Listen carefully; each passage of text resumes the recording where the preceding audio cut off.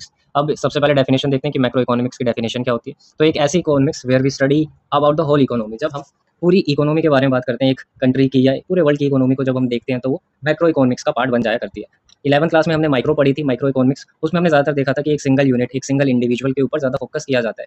लेकिन मैक्रो में ऐसा नहीं होता। मैक्रो में सभी को या सभी कंसेप्ट के ऊपर हमें ज़्यादा ध्यान देना पड़ता है। इसको हम एक एग्जांपल से समझ सकते हैं। माइक्रो में हमने देखा था कि सेविंग जो रहा करती है, वो एक हम कह सकते हैं एक काफ़ी अच्छी चीज़ रहा करती है किसी भी इंडिविजुअल के लिए। लेकिन मैक्रो में सबसे बुरी बात सेविंग्स ही होती है।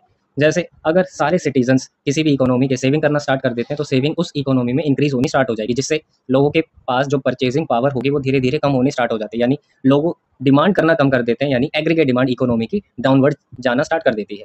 जब मार्केट में डिमांड ही नहीं होगी तो प्रोडक्शन कैसे होगा? तो जो प्रोड्यूसर्स होते हैं वो अपना प्रोडक्शन धीरे धीरे कम करना स्टार्ट कर देते हैं, तो प्रोडक्शन लेवल भी धीरे धीरे कम होना स्टार्ट हो जाएगा ड्रास्टिकली।